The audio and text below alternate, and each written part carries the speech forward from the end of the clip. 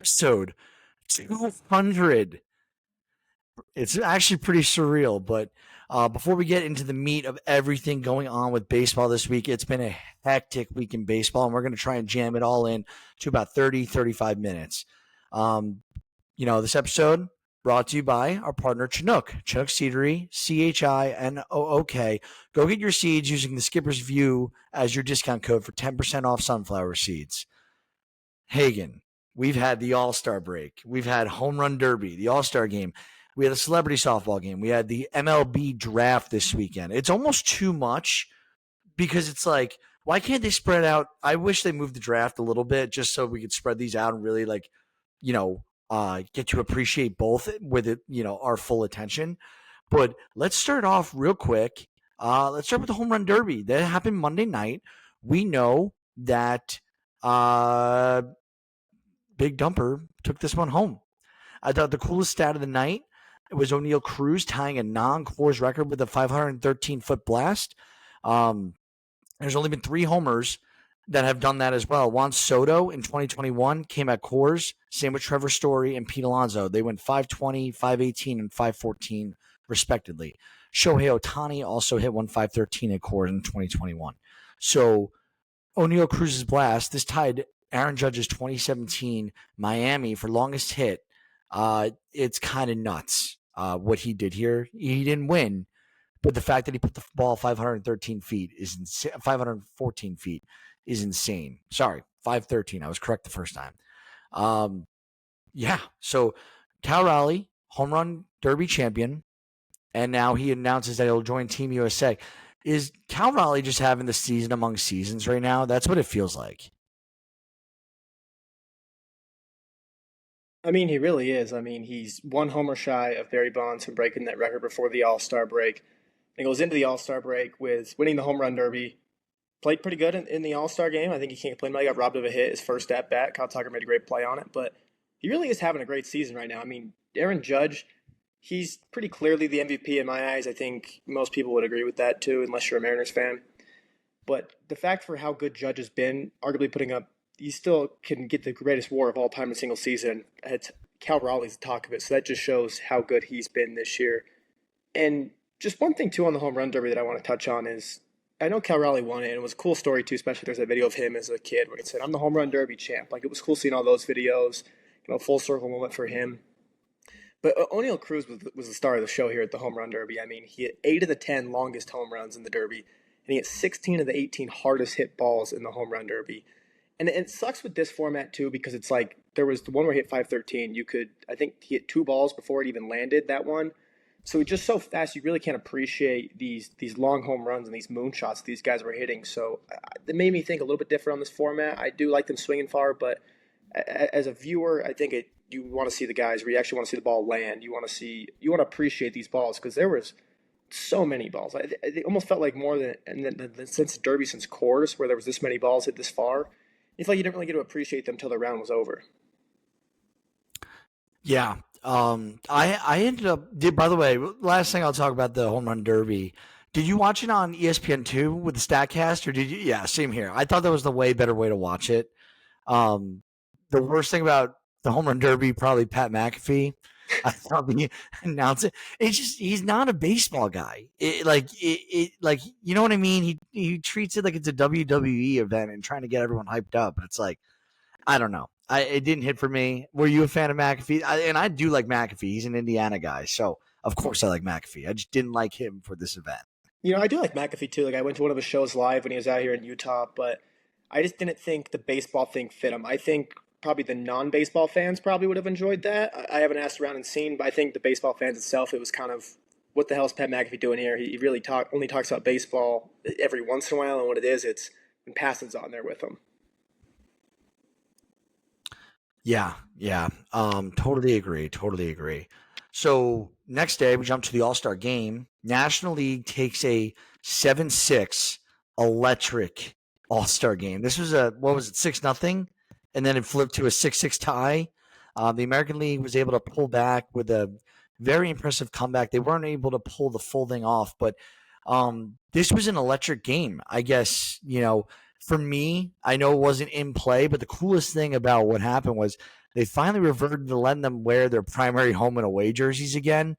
Thank goodness, because the home run derby jerseys were ugly to say the least. And the players, it's just like it's cool to wear the uniform that you earn the All Star nod in. I don't, you know, what do you think about the All Star game? What were your final thoughts?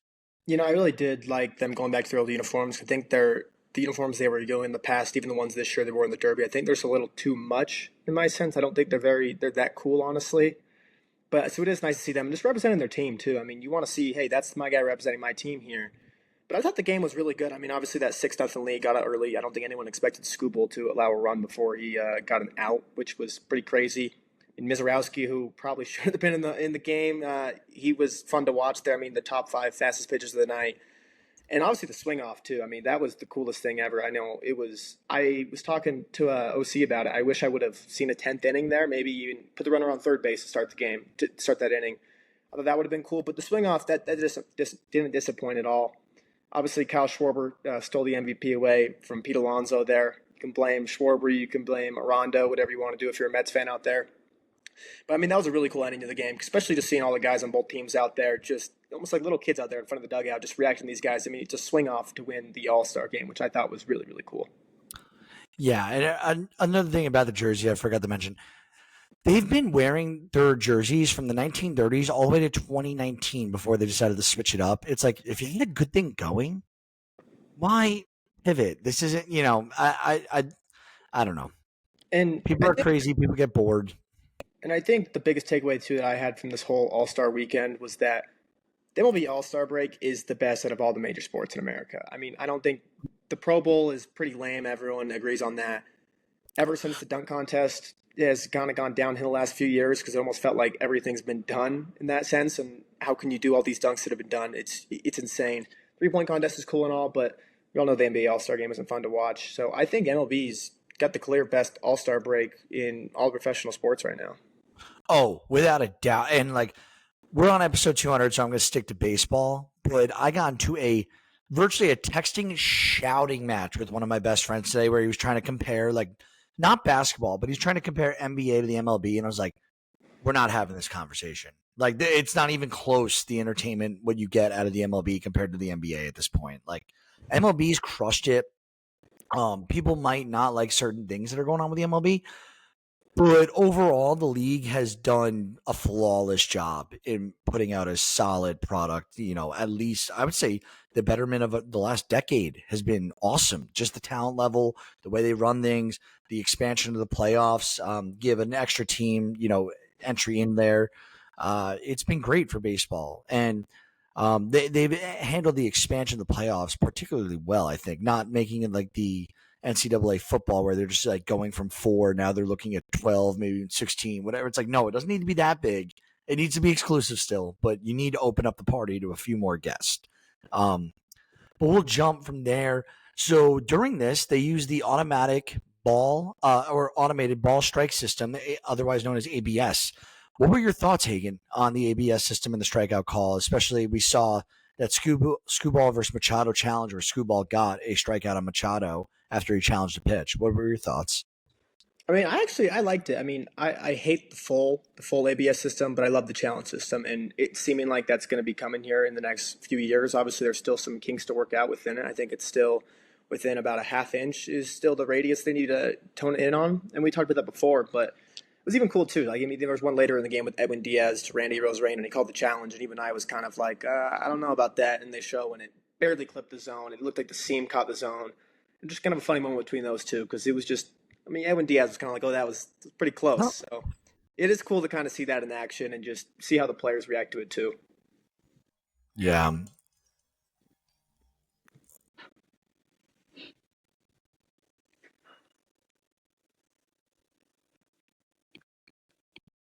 My freaking friend started calling me with a FaceTime there. So sorry about that. No, not to totally agree with your sentiment, but yeah, I think it was cool having the challenge call. I'm not for the full system. I do like the aspect and the element of having an umpire in a game. So I think that makes sense, to keep the umps back there and be able to use the challenge system. Uh, Outside of that, that was my, All-Star weekend, fun again, home run derby.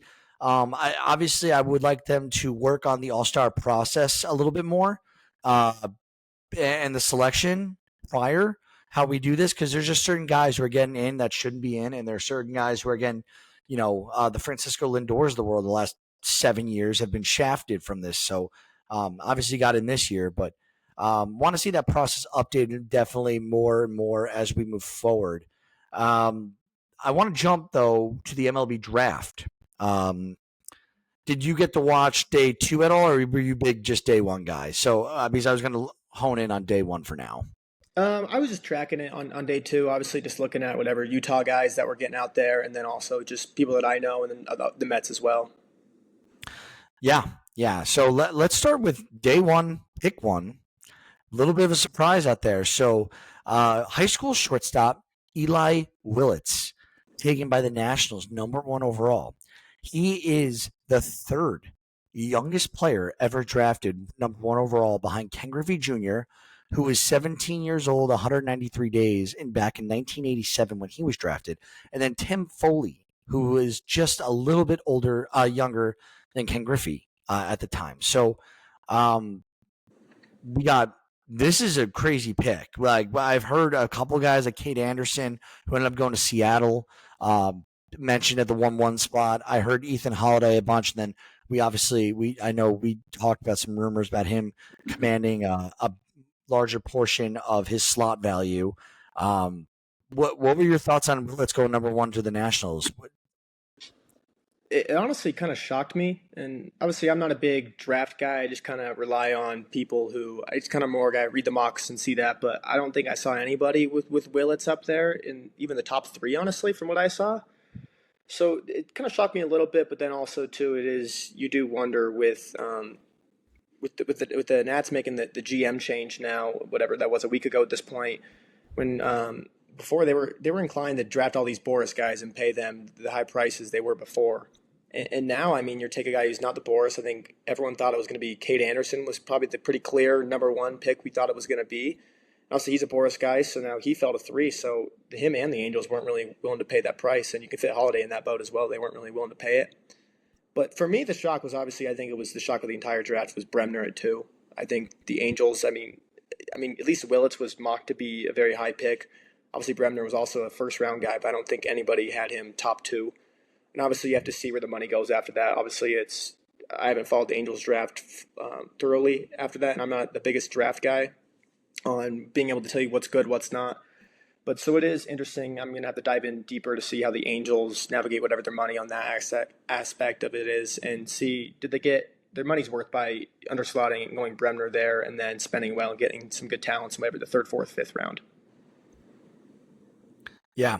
I did not look into the Angels either, just because I don't care about the ML, like not I don't care about the Angels draft. Not not to say like I haven't even deep dived into the Yankees draft yet. They didn't have a first round pick, uh, and I was just like, all right, if they don't have a first round, and if they were drafting late, I was like, I'm going to sit on this, like let the people who know what they're talking about when it comes to the draft, and I'm going to let them put together a synopsis of what they think, and then I'll read a few articles and gather my thoughts of how the Yankees did. I hope the Yankees get an impact bat, of course, and maybe a pitcher or two, but I mean, see MLB grid. they got a It's why I shortstop want from this. Utah.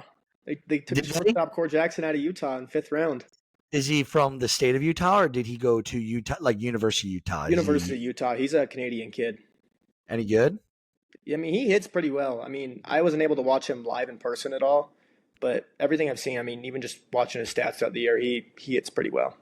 Is this the beginning of the end for Anthony Volpe, or has Volpe's play already earned him the beginning of the end for this draft pick?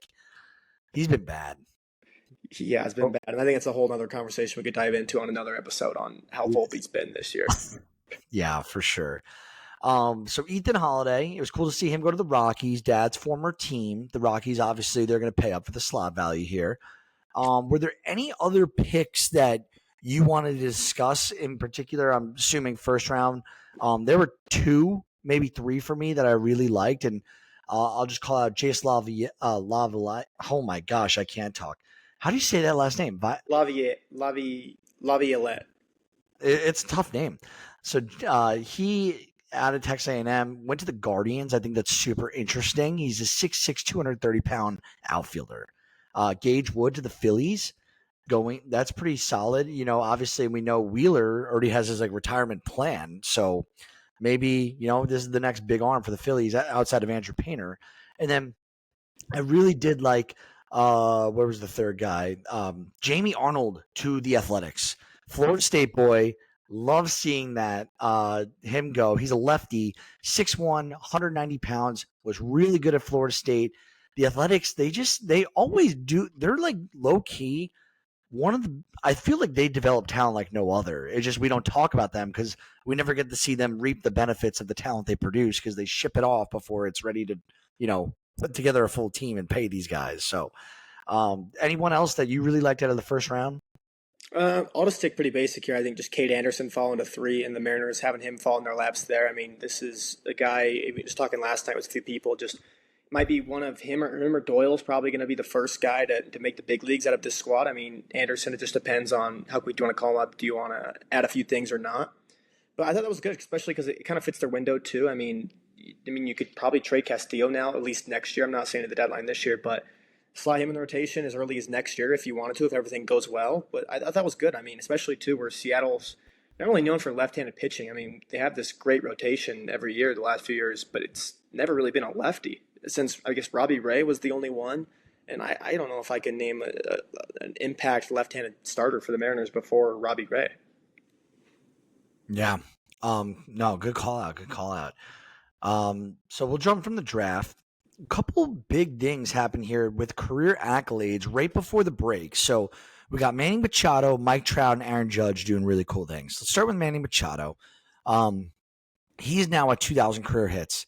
He's entered Hall of Fame company specifically because only 11 players in MLB history have had reached 350 home runs and 2,000 hits before in their age 32 season or earlier. So out of those 11 guys, 8 of them are Hall of Famers. That's Hank Aaron, which, by the way, they did an awesome tribute to Hank Aaron during the All-Star game. I thought that was great.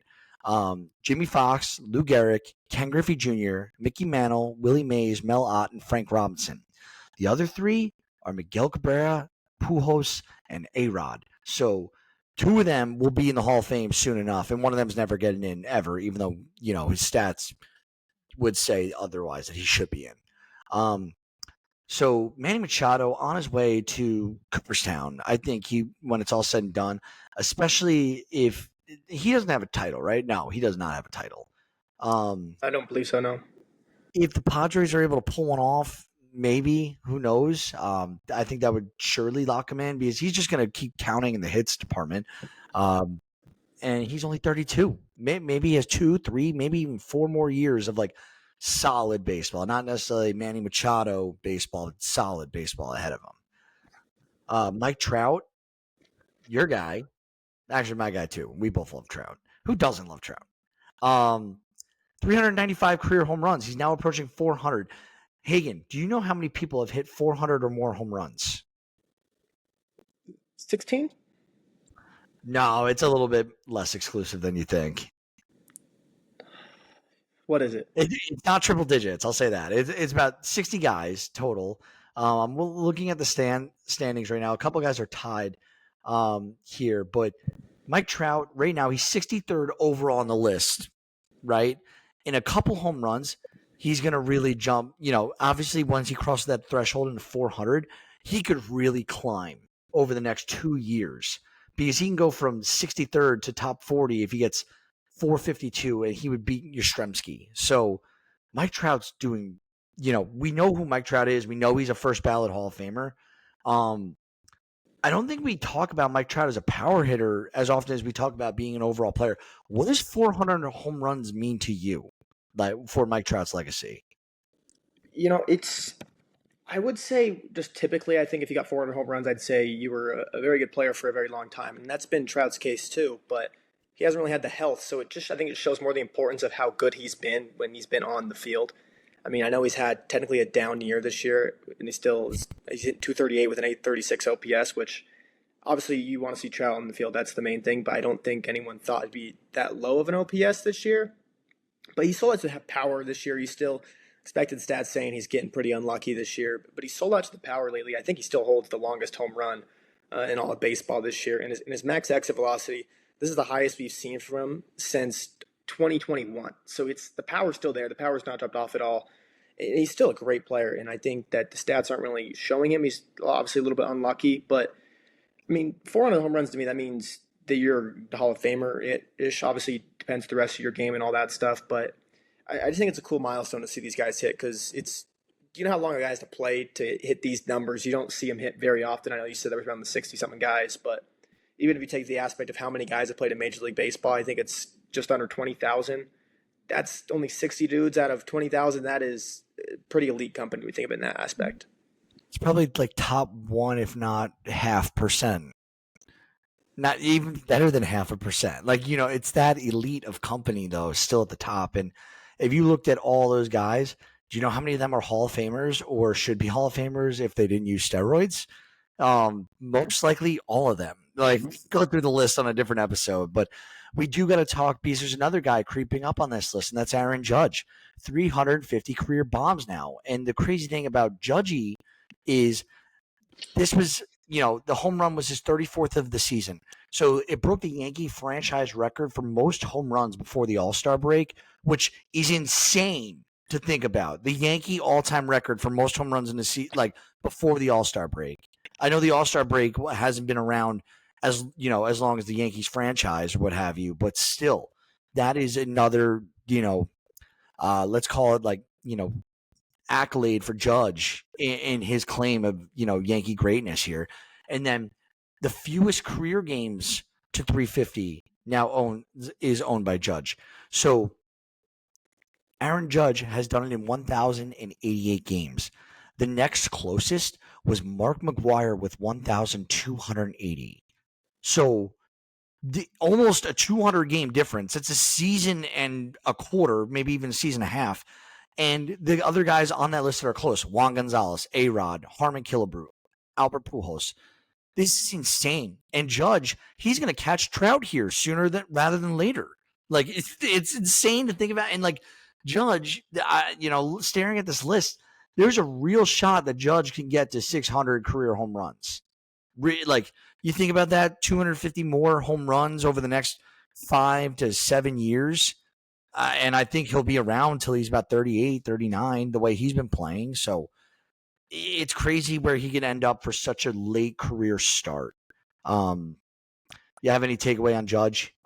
I mean, I think I like how you brought up the Trout thing, how you can catch him, because Judge debuted in 16, started playing in 17, really. And Trout debuted in 2011. So he had a 5-year head start on him. That just shows that. And we're talking about, too, like Trout. Like, it's not like even when he's been on the field, he's obviously been phenomenal. He's 29th all-time in F4. It's almost close to 100 there. But it just shows how good Judge has been when he's on the field. I know he's at the end of his career. Even if he hits 600, let's say he hits 580, somewhere around there, he's still not going to have like the hits and stuff like that to be considered like an all-time great if you look at just full body work. But Aaron Judge has been, I mean, we were watching, they said on the broadcast the other day where it was just between Ohtani and Judge. We're watching two of the best players in Major League Baseball history right now, in both leagues too. I mean, it's honestly insane. I mean, I already put Judge up there I already say that he's the best hitter since Barry Bonds since he retired.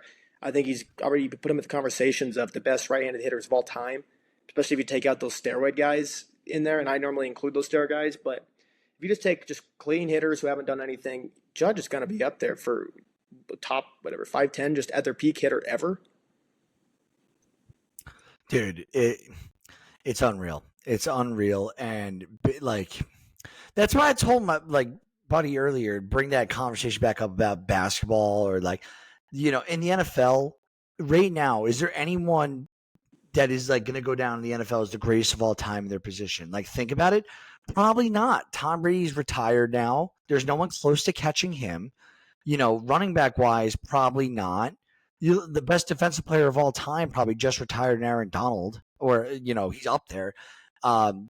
Hockey, at least what's his name on the Capitals? I always forget. Ovechkin. Yeah, Ovechkin. Yeah, he's the greatest of all time material. Basketball, LeBron's kind of on the outskirts, and I don't consider Kevin Durant anywhere close, and then I actually don't consider anyone else close to LeBron in the league. I don't care. Don't at me on that. I'll get at you I with mean, that it's one. a LeBron MJ 1A 1B thing. Exactly. And like baseball, you have two guys who you can argue are the best talents that we've ever seen in the game. And the crazy thing is they are putting up ridiculous numbers to climb those top lists. They might not ascend to be the top all-time like home runs or hits or whatever, but like across the board their numbers are just they're absurd. They are absurd with Judge and Otani. Oh, for sure. And I think I like that how you brought in the other sports too, because I think baseball is at least in basketball, football, hockey, and baseball here. I don't. Baseball is the only sport that you can say the best player to ever play the game is currently playing in Shohei Ohtani. Like baseball is in such a good spot. I think I've already been saying this for a couple of years now. I think it's just going to grow even more as Shohei's career goes on. But he's the most talented player to ever pick up a baseball and play Major League Baseball. It's the stuff he's doing has not been done since Babe Ruth, and he's already cleared Babe Ruth and a lot of stuff pitching wise. And Babe Ruth Yeah. wasn't throwing 100 miles an hour either. And he wasn't versing batters like Aaron Judge. Like that's the difference. Shohei Ohtani closed out a World Baseball Classic, striking out his teammate at the time and future Hall of Famer who we just spent 20 minutes talking about with Mike Trout. Not actually 20 minutes, but you know what I mean? Like Shohei was versing better players and has been. So let's go to the news and notes a little bit. We have a lot to go through. I'm going to try and trim it down to what's essential and what's not. So Yankees, couple things that happened to them right before the break. DJ LeMahieu got DFA'd. He's still owed $22 million. It was time. I'm not going to dwell on that conversation. It was time. They also announced Mark Leiter Jr. He's been put on the 15-day out with a stress fracture in his left leg. The Red Sox, they had two news and notes here. Yoshida was activated from the 60-day IL after right shoulder surgery during the offseason. But they also had Hunter Dobbins tear his ACL, and he will miss the rest of the 2025 season. So not so bueno. Gary Sanchez, he's now expected to miss 8 weeks for the Baltimore Orioles. His right knee sprain is worse than initially thought. And Adley Rutschman is still, not here. He's a ways away from returning. Stallings is going to get most of the catching responsibilities down Baltimore. Baltimore also traded. Hey, what do you think about this trade? Brian Baker to the Rays in exchange for the 37th pick in the competitive balance round of this year's draft. And I will pull up the draft, who they actually took. But what do you think about Baker going to the Rays? I haven't dove that deep into the trade, but I honestly I don't know how you would value the pick. I'm not the best at how you would value that and what you should get in return of that aspect. But obviously, if you're trading with the Rays and you're trading him a reliever, I think you have to give the Rays the benefit of the doubt usually, just because I mean Brian Baker's already been really good. He has really good stuff, but I mean even to the Rays, they needed that bullpen help. They didn't have that many. I mean we've seen a lot of bullpen implosions from them late in the year, which is kind of surprising for Tampa Bay because I mean, Fairbanks has been very shaky at times. Uceta, we all thought he was going to be very, very elite this year coming into the year. He hasn't been nearly what anybody thought he was going to be. So I think it was good to just get a back end reliever there that you can throw out there in the ninth inning and feel comfortable about it. Yeah, the Orioles took a young guy named Slater DeBron. So we'll see how he pans out. He's a 5'10". He was born in 2007. He was committed to Vanderbilt before the draft, but that's insane. He was born in 2007. Oh my God, I'm old. Um, the Rays, they're now looks like they're selling the team. I wish we had Ethan on for this one because I'd love to get into a conversation about him in the sale of the Rays. I'm sure if this owner is going to be aggressive, he's super happy about it. But the Rays are going to sell for 1.7 billion. This is looks like it'll happen. It'll all be completed with all the paperwork, compliance, and all that stuff in September. So Rays get a new owner. That's pretty cool. Michael Lorenzen went on the 15-day IL due to a strained left oblique. He's going to miss about a month. The Royals, in effect, they go ahead and sign Dallas Keuchel to a two-time All-Star to a minor league contract. He's 37 years old and won the Cy Young back in 2015. Hagen, is Keuchel going to do anything for the Royals this year? I would assume he's just going to be one of those guys. If he comes up, you just give him a spot start if we need a spot in the rotation there, and then just DFA him after that. I mean, some people I talked to, didn't even know he was still playing baseball. I know that was last year with the Brewers. They picked him up, and it was a shock then that he got picked up. And I think even then people were wondering, oh, he's still playing. He's still at a professional level. But this was kind of a funny thing for me, just because it seems like it's been 10 years since Gal Keuchel has been even relevant in Major League Baseball. Yeah, you nailed the hammer on the head there. So, um, Astros, they promote their top prospect, Bryce Matthews. He's a 23-year-old second shortstop, third base eligible. He had 283, 10 homers, 39 RBIs, and 25 stolen bases in AAA. Interesting. It's an Astros guy. Gotta pay attention. I picked him up in a couple leagues. So if he's still available and you're listening, go take a look at Bryce Matthews. I think his first two games he went 0 for 7. So he might have gotten dropped by some people already if he was in fact picked up. And worth a while if you need shortstop or third baseman. Braves, Austin Riley's going to the IL with an abdominal strain, 10 days. Mets, they get some reinforcements. So Sean Manaea activated off the IL. Hagen, you're a Mets guy. What are we thinking?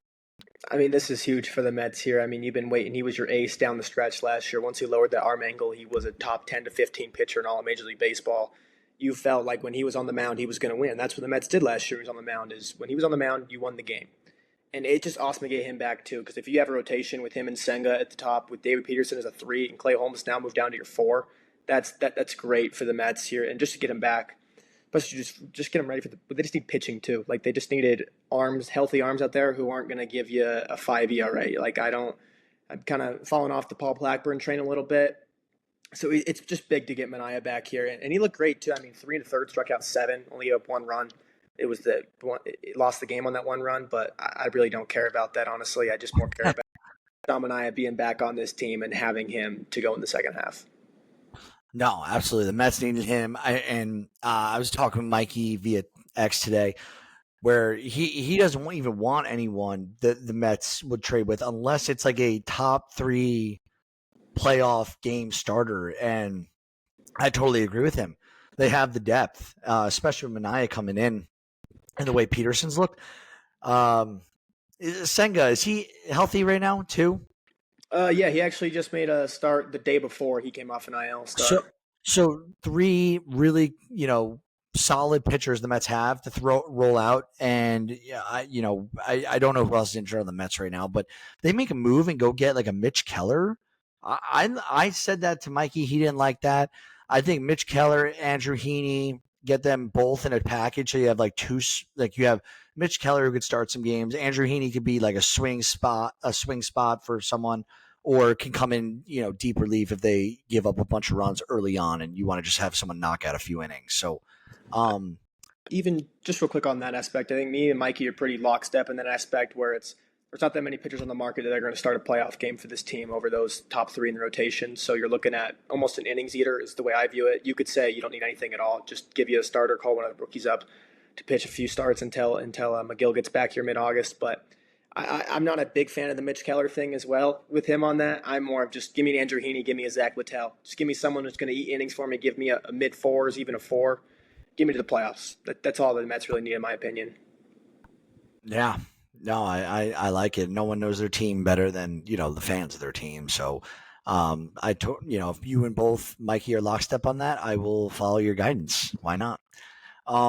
Reds ace pitcher Hunter Green's rehab Simon following a strained right groin has been pushed back. So he's had a up and down season. I feel like it's been and it's also been disappointing just because of the health. You don't like to see anyone as talented as Hunter Green miss games, and it just seems like he keeps missing games. So annoying. And we're getting to the end of the fantasy season. So if you got to make a move here sooner rather than later, I'd pay a real close attention to what the Reds are putting out there and saying, and either IL or you got to move off Hunter Green, depending how pushed back this rehab start is and what's he really dealing with in that hamstring groin, I should say. Terry Francona, manager of the Reds, he's now at 2,000 career managerial wins, 13th manager in MLB history to accomplish this feat. Terry Francona. Hey, anything you want to comment on Terry, like his legacy and how good he's been in baseball for, how long he's been in baseball? I mean, he's been in baseball as long as I've been watching the sport, and he was but 10, 15 years before that even. It's a great accomplishment to see him get that. Obviously, it's a big mark, and I think it even just shows, too, just how much people everyone loves him. I don't think I've ever met anyone that said I didn't like Tito when he was managing my team. I think he's just everything I've heard from him too. He's a great guy out there. It's I have a buddy who's actually his godson, so he knows him pretty well. Said he's a great dude and everything like that. So it's just a cool accomplishment for him to get that. And obviously, it just shows too you got to be willing to manage for a very long time to hit that number. And that means you have to do a good job at it as well too, because a shitty manager is not going to be managing long enough to get those type of numbers and accolades. Yeah, he's 3-time manager of the year, 2-time World Series champion. Terry's had a fantastic career. Diamondbacks right-handed closer Shelby Miller is placed on the 15-day IL. I believe that is their third closer this year. I think is it official yet that he's going under the knife? Is this the third one? I haven't seen if it's officially going under the knife, but it is the third one. I mean, Justin Martinez and AJ Putt, kind of those co-closers at the beginning there, both went down. Then after that, it was I think Ryan Thompson and Beeks were kind of splitting the time there, and they went down. And now Shelby Miller went down. This Diamondbacks bullpen just off the rip right now. Looking at it, looks awful. The Diamondbacks this year are the Braves of last year, even though the Braves haven't really done much this year either. But like the Braves were so injury prone last year and they couldn't catch a break. This is the same thing with the Diamondbacks. Like, dude, on top of that, Suarez gets drilled in a pitch in the All-Star game. Like the one guy that could probably bring them the biggest haul at the break, the one guy that could help them for this, shit of a season, even though they have a few tradable pieces. But my gosh, how unlucky. And like I think he's okay. I didn't hear anything like come out about the X-rays. I know he was attended to by a doctor in the bullpen, not in the bullpen, in the dugout. But still, like just the Diamondbacks have caught their injury plague, and it sucks. It's not fun for the Diamondbacks right now. The Rockies, actually, you mentioned this. Dolander got sent back to AAA. He was 6.68 ERA. That's all I have to say. And then finally, biggest piece of injury news I think that we had: Blake Snell threw 2 scoreless innings. This is on Thursday last week while pitching for the Single A affiliate, the Rancho Cucamonga Quakes. He hasn't pitched since April 2nd due to shoulder inflammation. Looks like he's making a comeback sooner rather than later, Snell. So, Dodger Town, are we back all in that they are the World Series favorites and it's theirs to lose, especially with the addition of Snell and Glass now coming back? I mean, I think there's a reason why. I don't think they've gone above plus 300 to win a World Series, which is insane if it's not the World Series, honestly, for a team to have that short of odds to win the World Series there. It's if you're going to put a future on the Dodgers to win the World Series, get it in now because it's not going to be any higher than it is. It's just going to get lower. I mean, they already have one of the best records in baseball, and their rotation was their C team, to be quite honest with you, this entire year. I mean, we just talked about Glass not coming back too. Kershaw's been in there pitching good. Otani's back on the mound as well. And you have Yamamoto, who's just outside that Cy Young conversation. I think you probably say top 5 to 6 around there. I mean, it's just the Dodgers are just inevitable. And you look at this team now and they're getting all these healthy guys back, and I start to question every day, how does any team beat this in October? Like, in my mind, I've almost came to the Dodgers have won the World Series. Yeah, and my last thing for this episode, you got the jersey in back of you. We didn't mention it during the All-Star break. The Kershaw mic'd up, listen to him talk as he, wheeled and dealed was awesome. I'm really glad the commissioner gave him that legend pick to get him in the All-Star game. Justin Verlander probably should have gotten thrown in there too, just cause. But yeah, it's really sad to see, like, as much talent as we have in the league and will have for the next few years secured with Otani and Judge, we are seeing a big 3 between Verlander, Scherzer, and Kershaw, on their way out. Even you could probably even throw DeGrom in there for a big 4, but DeGrom just looks so good this year that like I don't want to throw him in there with that cycle yet. Any other closing thoughts for the second half? Obviously, we're going to have a short series this week, and then Sunday we'll regroup and talk about second half predictions, trade deadline coming up here in a little bit. It's exactly 2 weeks to the day. Anything big from you want to see this second half? I just got to say the top of the head, the AL East has gotten very interesting. It seemed like for about 3 months it was the Yankees won the division. I mean, as someone who has a Red Sox future to win the division, I thought that was cooked early on in the season. But now we're back in business now. I mean, they still have the Blue Jays are obviously leading. I was still astonished when I saw there were 14 games above 500. I think I came on this show about 2 months ago and said they should sell everything because they weren't a good team. So I take that back after that. But the sale East is going to be very interesting now. Boston obviously just winning 10 in a row going into the break. So I'm excited to see how they come out of the break too, especially what happens with Jerry Duran and stuff like that. The Yankees, obviously, they're going to probably be active at the deadline too. So it's going to be very interesting. The Rays, they've been great too. And even Baltimore, they've been playing better last month or two. So, I mean, they're not going to make the playoffs, but they could still improve a decent amount in the second half. Yeah. Yeah. Well, that's it for us this week. 200 episodes in. Let's go for another 200. Thank you for joining and listening. We are out. Bye.